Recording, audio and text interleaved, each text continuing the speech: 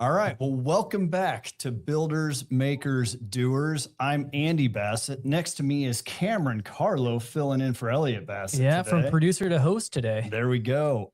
Today, this is exciting. We're with John Cox. He's the founder and artisan behind Quercus Cooperage, a traditional barrel making studio based in High Falls, New York, not just running a small business, but is literally engaged in a rare historic craft that has nearly vanished in the modern era. So I'm super excited. Let's build off that.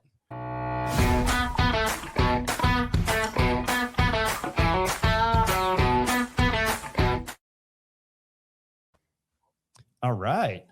John, welcome. Thanks for joining us. How are you? Thanks for having. Greetings from New York. Yes, thank you. It's a warm, sunny day here in Omaha, Nebraska, so I hope the weather's okay in your direction.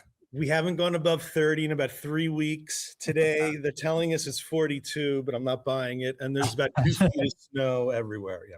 Well, we are in the 70s here, but let's not talk about weather. Let's talk about your business. So fascinating. We had a chance to kind of, I've been able to study it a little bit. We talked a little bit ahead of the podcast, but I guess, why don't you just dive in and tell us a little bit about your background? Because I think it's quite interesting. And then tell us a little bit about the business itself and kind of how you got here.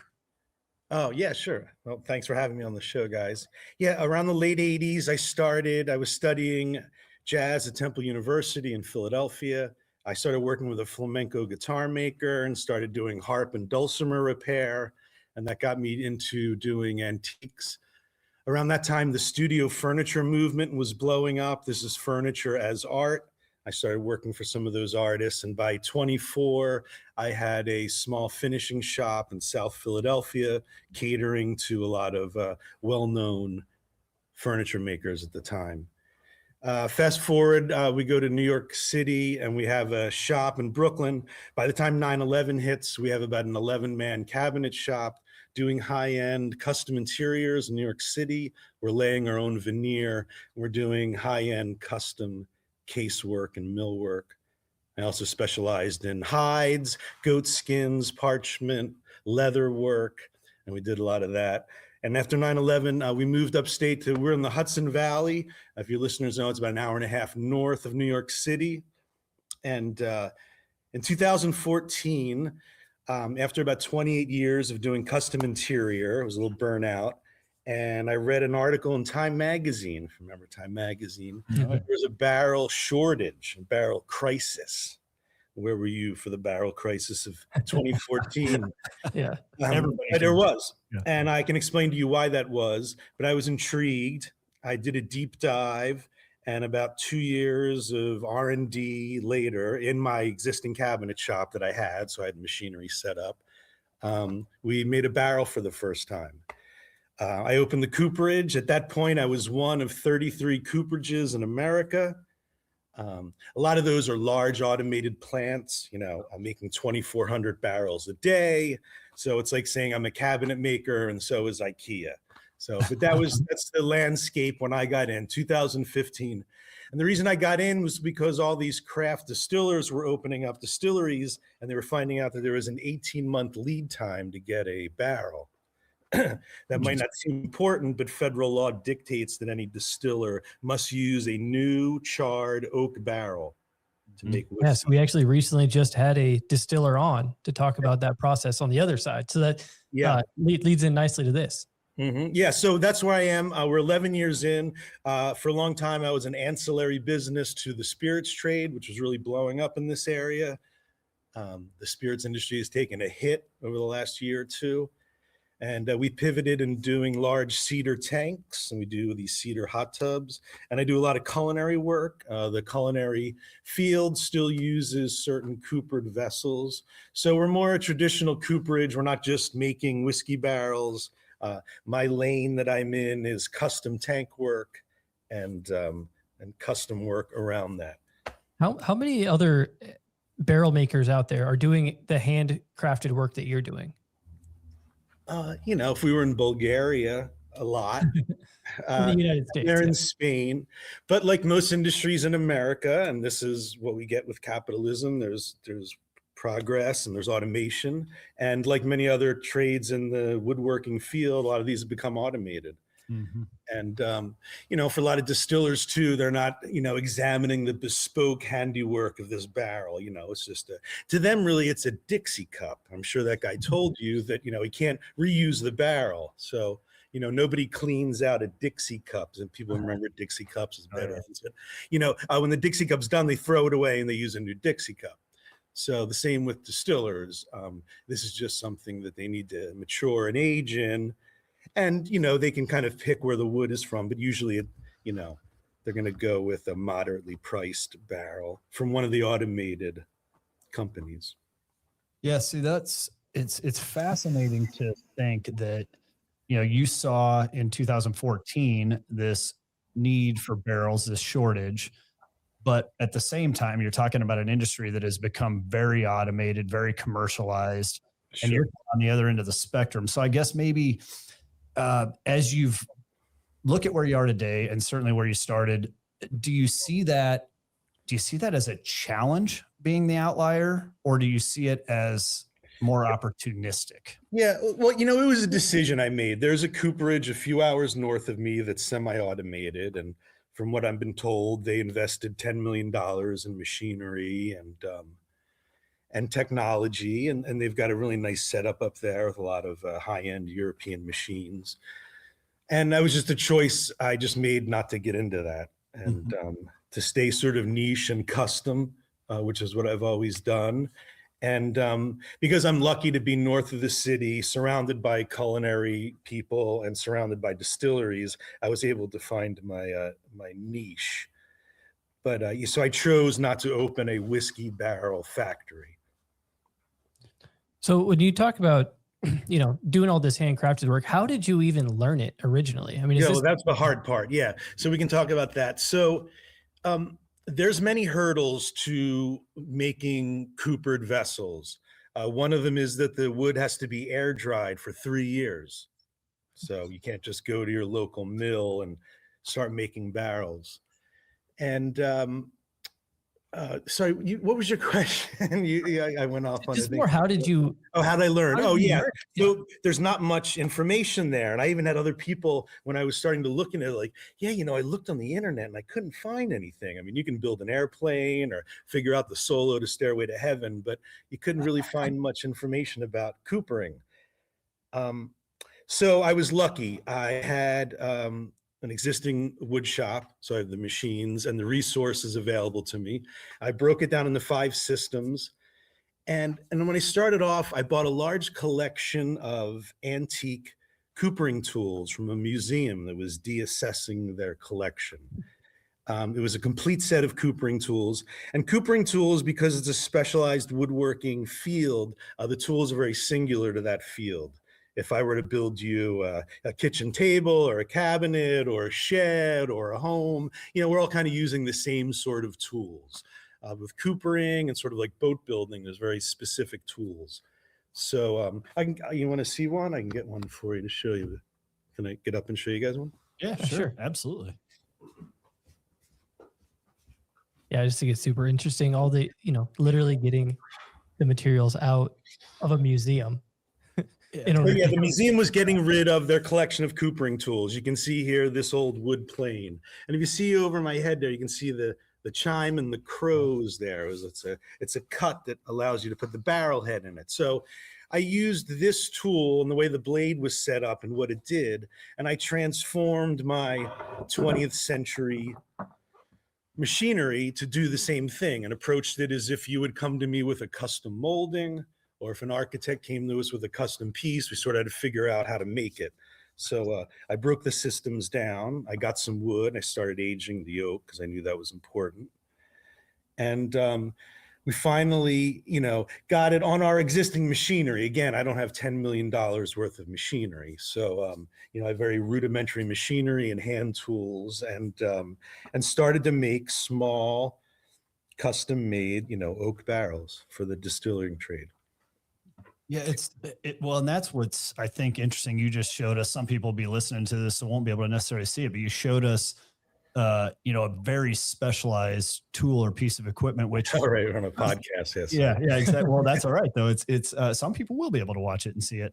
Yeah. But I think the point is, and I've seen some of the videos that you have online and such, it's that because you've chosen to kind of stay at the craft level, not the industrial level, you are able to build and make things at a very customized position. So maybe talk about what's that mean for your end user, your clients, your consumers, to be able to have that flexibility, that customization, and the specialty in the craft. Yeah, people find me that have special needs. When I was working in South Philadelphia at a local neighborhood mill shop, you went to people like that in your neighborhood to have a door built or a frame made, or the police wanted their billy clubs turned, or sort of, it was the person in your neighborhood who provided that service.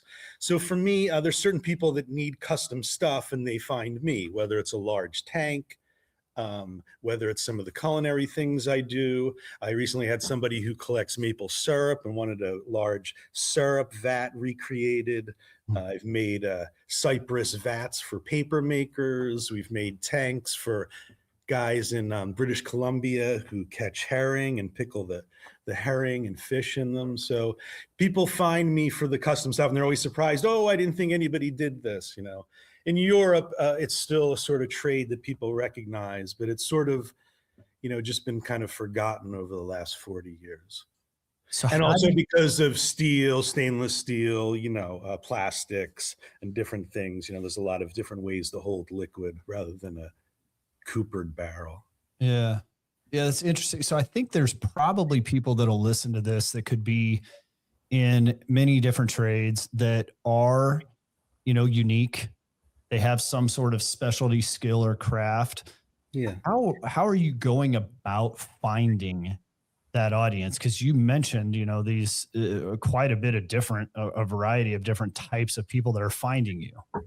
How is that happening? Well, the culinary thing happened because right when the pandemic hit, making something called koji, which is it's a bacteria that's put on rice to inoculate it. If you've ever had miso, soy sauce, or sake, the base of that, it's called rice wine, and they ferment the rice. It's similar to a sourdough starter when someone adds sourdough.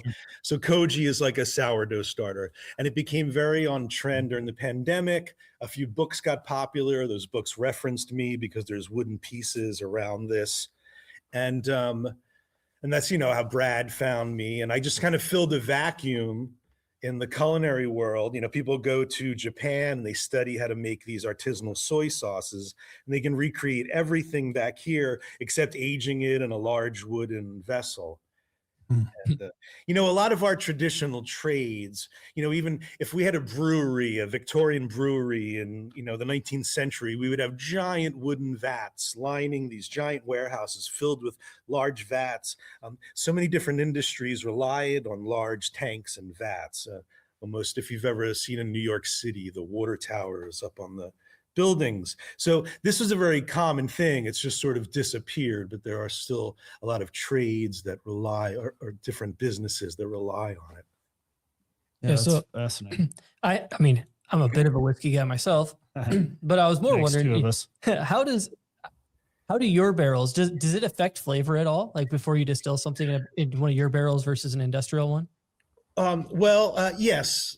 So, when the wood is being graded at the stave mill, they're putting aside very specialized, the nicest pieces go to the wine people. They get the nicest wood. And then the whiskey barrels, a little bit of a grade down. What I offered was that I was milling and getting staves out of local New York wood. So I was offering my clients local terroir, whatever that is, and we still haven't figured out what that means, but they were using local wooden barrels to add to their story.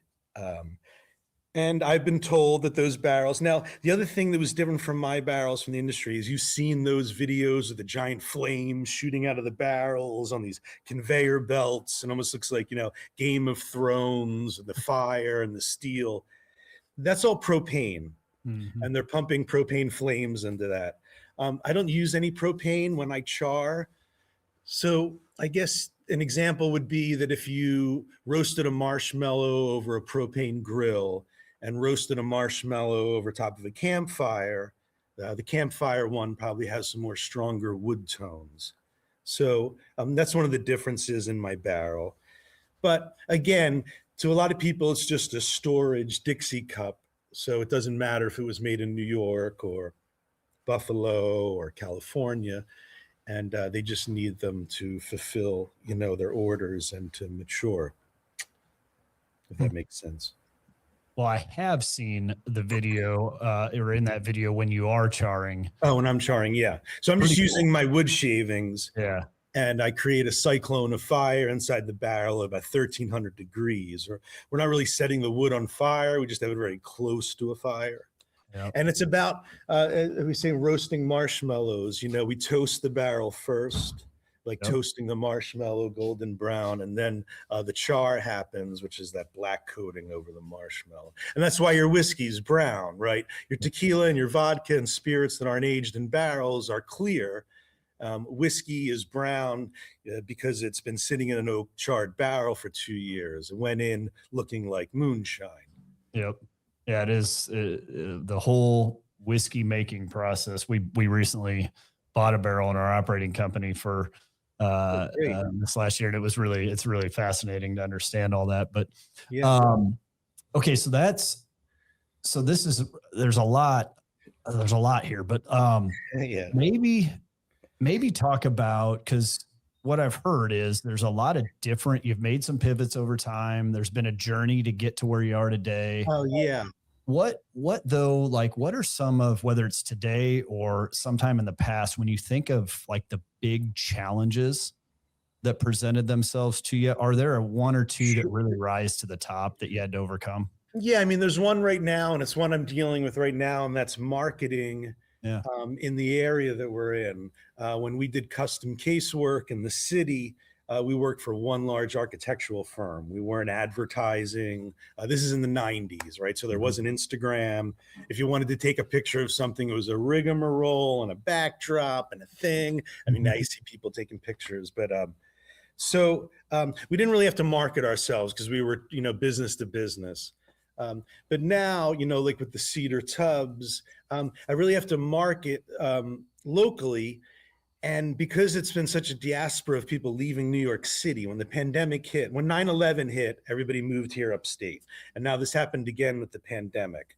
And there's no sort of centralized, everyone's not reading the same newspaper, or they're not really all on the same website.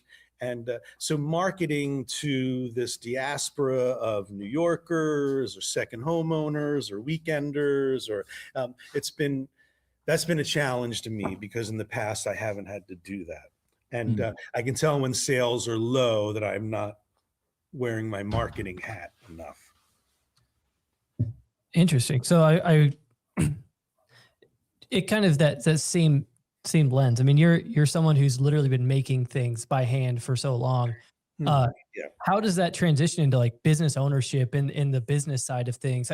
How has that been a challenge, and how have you been able to kind of do both things at the same time successfully? Yeah, I read The E-Myth by Stephen, I'm going to mess up his name, Barnell maybe. I'll say Bassett because everybody on this website. There you go. That's Bassett.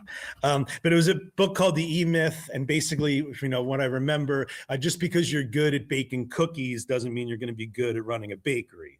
You have to know how to bake the cookies, you have to market the cookies, and you have to know how to manage your business. So it did remind me, a while back, that I had to focus on all those things and not just, the product. I had to focus also on the business, which I think I heard on one of your podcasts. Oh, yeah. And that's a mistake I think that some people make, that they're really into, kind of what they're making, but they don't know how to hire or market or, do all the other sort of things that a small business person has to do. And in a world that's changing, when I started doing the tubs in 2020, Instagram was great. And I would promote a reel, and I would get feedback, and then but then they change their algorithm, and who knows who's seeing my ads, if anyone, and that makes advertising even harder.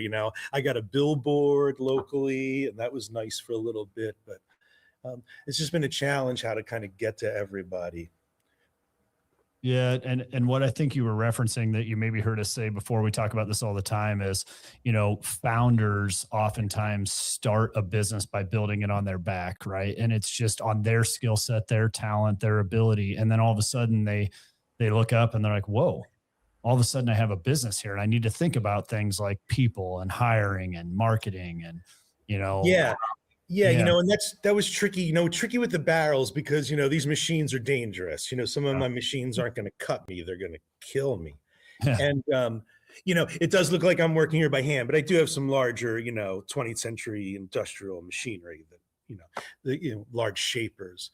So it's hard to, there's a lot of things that only I could do, but I have tried to delegate more and try to not be, no, I have to do that, or no, don't do that. I do a lot of that. And, so just trying to train people and then trust them that they can go ahead and do that. Like with the barrels, there's metal hoops.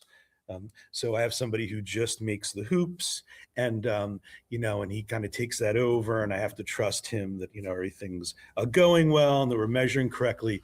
And I think when you're an artisan or what you were talking about earlier, it's hard to delegate stuff when you're when you have to have your hands in everything. Yeah. Well, and I think that's a really good point, because we see that it doesn't matter if you're making barrels like we're talking about here, or you're an electrician, or you make widgets or whatever. At some point, you've got to be comfortable letting other people step in, help do the work, help you be able to scale the business to whatever degree that might be. And I think a lot of people hearing that, or what you just said, are going to be able to relate to that. It is hard because, specifically when you're talking about a craft, and one that is as specialized as yours is, it's hard sometimes to let that go and not to be the one doing it, because you were the one doing it all along. And so, I don't know if there's necessarily a question there, other than that is a common theme, I think, that exists across all businesses, specifically in the trades. Sure. Yeah. And, another thing too, and sometimes this is in like kind of building or in the trades, there's guys who are really good at building decks, and then there's guys who are doing like furnitures and very, fine aesthetics. And I have trouble sometimes getting the guys to be like, be careful when you flip that over, we can't scratch it, that, that the things have to go out. People are spending a lot of money and they want it to look, nice, almost like furniture. So you just have to be a little more careful than if we were framing a deck. Just the surface quality and, taking care, not sanding against the grain. So there's training in that sort of, and that takes a few years for everybody in shops. And I've had a lot of assistants and a lot of people, and, you have to kind of, really hone in on, how they're treating the wood grain, and things that they might be not thinking about. So yeah, there's a lot of training that goes into it. Yeah. So I wanted to, we've talked a little bit about obstacles you've overcome or challenges. Kind of on the flip side of that, is there any specific projects that you're just super proud of, or any specific thing that you've gotten to do that you're just like, wow, that was cool. I was proud to stamp my name on that. Oh yeah. I mean, some of our larger tank projects, for sure. We've done some really nice, really interiors with big tubs in them, and, for some local people. So yeah, and I do try to step back, and even on the ride home, try to tell myself, because there's all the stress on the day of an install or day of a delivery, and it goes out and you're kind of off gassing. But I think it's important to tell yourself, like, hey, good job, we got that done. We've been worried about this for weeks, and the deposit, and everybody's happy. I keep asking myself in the morning, is everybody happy? The clients, everybody happy? And I think it's important when you get done a project to really kind of step back and give yourself a minute and a pat, that good job, well done.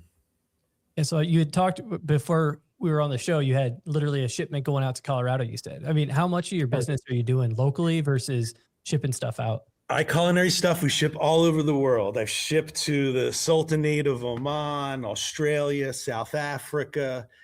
These were 2 restaurateurs in Colorado. I make something called a Muro cabinet, which is a cabinet that inoculates the koji bacteria on rice that we talked about. And it's been a culinary trend, and a lot of chefs have been dabbling in this. And I make a specialty product that no one else kind of makes. And, it was great. These two chefs in Colorado caught wind, and I wanted to get some of the stuff, and we put all their stuff on a pallet. And I'm building custom cabinets for these different chefs. They have a lab, they call it, where they do the koji. The Board of Health sometimes cracks down on people doing stuff in wood in a restaurant. So it's a fine line they have to dance. But it's a culinary trend. It relies on wooden vessels, and we sit here, we opened a third website because I needed another website called the Koji Shop, where culinary people could just buy the koji things. We have the whiskey barrels, we have the cedar tubs, and then we have the culinary stuff. So how does that shift happen? I mean, you're going from a local, living in around New York, and it's almost all local, what you're doing, I assume. How do you then just start spreading, and all of a sudden you're shipping stuff internationally and across? That was again on Instagram, and the food community really locked into us, and we kind of blew up. That's why Brad had come to the shop actually before the pandemic and was using some of my pieces. That kind of worked out really well. Oh, and that was, another pivot that I had to learn. We never did, what's the corporate word for shipping, logistics and labels and shipping through the post office and UPS. I mean, my little Kyokis, it's like I'm mailing a cinder block. They weigh like 15 pounds and they're solid. It's like ka-chunk. So we really had to figure that out. And when we did the third website, it helped us with our logistics of people calculating the shipping. But and it's a lot of time I spend going to the post office and shipping something to Spain and doing the paperwork. And I could probably be a lot more efficient at that. My brother told me I'm not getting any returns on my ROI. I'm going to figure out what that is soon. But so the shipping thing was something I had to learn, and how to somewhat automize. I need to make this widget, but I can't go get a specialty box from Uline every time. So we got to make it this size. It fits in this box. I met a designer from IKEA when I was younger, and they said that their main goal was how flat can this go into a box, and how many of those boxes can go into a container. And that made, that was one of the rules, whether it was viable enough for them to ship. So I sort of took the same thing, okay, I'm going to make these Kyokis 13.5 inches so that I can get the 14-inch box from UPS and a little bit of foam. So, I figured that out. But people order stuff from all over the world. It's really crazy. Yeah. I think something that's interesting in there, and we use this phraseology a lot when we're talking about small business, and we use the term nimble quite a bit. I think what you're describing right now is, as a small business, you have the ability to be nimble. You see something that you want to pursue, or you see a need in the market, or somebody reaches out and says, hey, can you do this? And you just kind of do it. And you figure out things like logistics and shipping and stuff like that after the fact. But the beauty of being a small business with all the stresses that come along with it is the luxury of having the ability to be nimble and not have all the red tape that, maybe an industrial organization would have and can't fulfill that need. And it's gratifying. Some people might call it nimble. Others might call it undiagnosed ADHD. Well, that's all right. Which I think a lot of business owners have, and I'm sure I do. And I've gotten help online with why entrepreneurs have that trait. But yes, to be nimble. And so that's what I am. That's what I decided not to be the barrel factory. Like right now, these guys are getting hit because, with the tariffs and the Canadians aren't buying anything that, I'm not stuck making this widget. So we can make the tank. So the culinary thing popped up, or the cedar hot tubs are really popular because, this is a wealthy exurb of New York City. So yes, I've always been nimble, and that does help me. And in this coopering world, there was a lot of it. And I think because of my background in custom work, my father had a tool and die shop. His father had a tool and die shop. And so I think it's just a certain way of thinking. And yeah, I was lucky not to get stuck in kind of cookie cutter, because in the beginning, people wanted me to do that. How many barrels are you making a week? You got to make 50, you got to make 100, you got to, I was like, oh no, that, it was hard enough just to make 4 a week. So, and I decided I was going to stay in that. And then I found all these pockets, a lot of distillers want large traditional tanks, 800, 900, 1,000 gallons. They call them washbacks.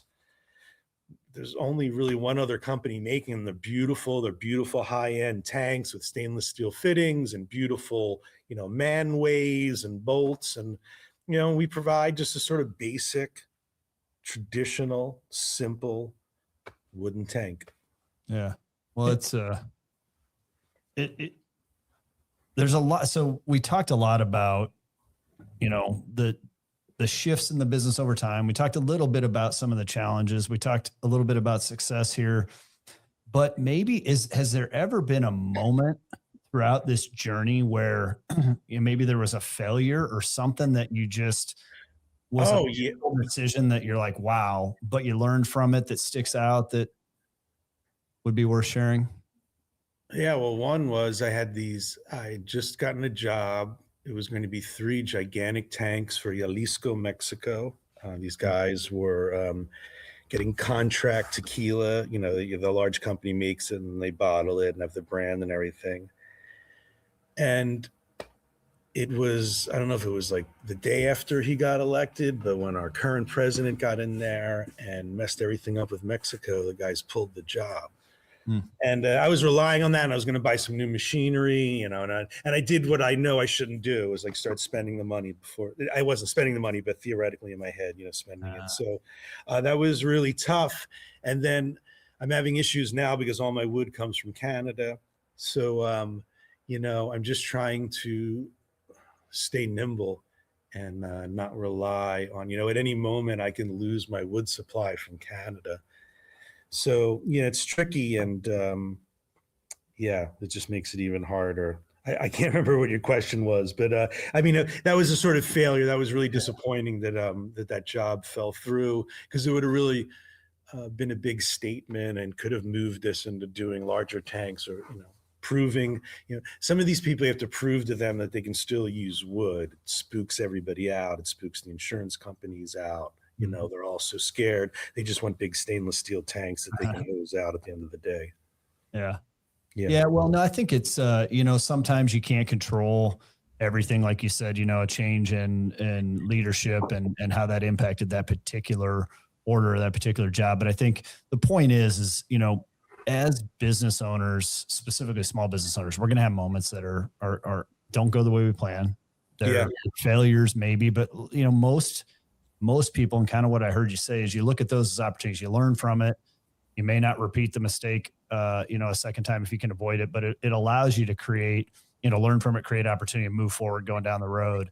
And again, I think, just bigger organizations don't always have the luxury of, having the flexibility to make mistakes. I have the flexibility, right? And I'm not carrying like a huge capital loans or anything like that. Yep. And it's like I said before, I'm all excited because I shipped something to the Sultanate of Oman. So, I'm happy that I'm in this global marketplace. And it's also going to kind of punch me in the gut too, because I'm relying on my wood from foreign countries. So, I'm just in this tipsy-topsy, going up and down in the waves here of, my small little global enterprise. Well, there's been a lot of iterations over the years. It sounds like a lot of change, a lot of movement, a lot of momentum. Maybe tell the audience, what do the next 3, 5, 7 years look like? Is there any continued change? Anything really exciting in the horizon, or what's the future? Well, we're making a lot of cedar tubs, and my competitors in Canada and in the West, just sell kits, and we kind of sell the fact that we go there and we install it, and it's a custom piece, and it has a little bit more, bespoke qualities to it, meaning that I made it for a specific person. And I'd like to get that better, where it's more efficient, where you're not out on site for 4 days and setting up a shop. And then I'm doing more here in the shop pre-made, so that I could deliver farther and go into New York City or Philadelphia market or the Buffalo market, and do it quicker and more efficiently. We've made 103 of them, and we've gotten much quicker, and we got a lot of happy clients. And I'm hoping to really build that brand. I discontinued the whiskey barrels about 2 years ago. I don't know if I will go back to it. The profit margins were like $30, $40 a barrel. And I enjoy the hot tubs. I enjoy doing custom interior work like that, and meeting people. So yeah, I'm excited about how that's going. So one thing I wanted to, you can tell in your voice, the passion about the history behind your craft, right? Yeah. I do a lot about that. Yeah. And we talk a lot on the show with next generation and teaching the next generation and the younger generations coming up in the trades, because it's been a problem for so long of finding young, skilled craftsmen. What are you doing to kind of help educate the public and others in the industry on coopering? Yes, it's difficult. There's a few things. There's a friend of ours, they have a large wood shop, and every first Friday, everybody gets together, and there's mentorship there, and, talking about different tools and hand tools. And that's a good forum, but it's hard. I mean, it's a dying trade. It's almost like upholstery. There's no more upholsterers. There's going to be no more coopers. Just everything has really gotten automated. And there aren't many young men and women who are interested in working in wood shops. Working in a wood shop is very repetitive. There's a lot of milling. We're not all making guitars and carving circular staircases, and it's a lot of monotonous, laborious, hard work, and dangerous. And it's very hard to find people. This was why there were liveries and unions. If we were in England in 1880, I could go to the local cooper's livery and have my pick of the finest young men who have just gone through a 4-year apprenticeship, and they can become journeymen in my shop.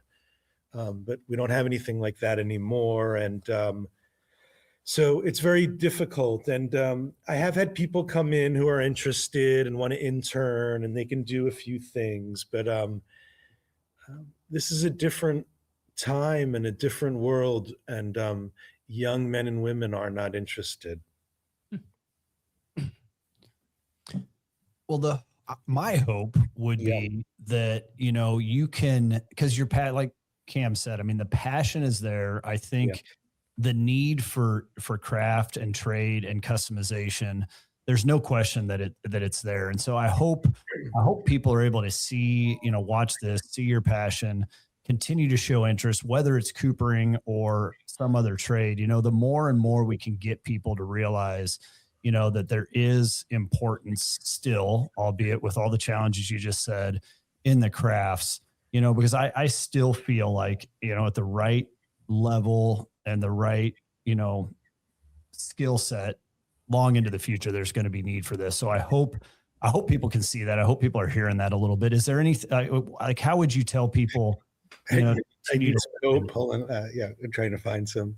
I don't know. It's it's just it's a different world now, and but if people are interested, there is some information online, and there's still a lot of like European companies who do it, and I do try to do education and the historical aspect of how important it was to our ancestors.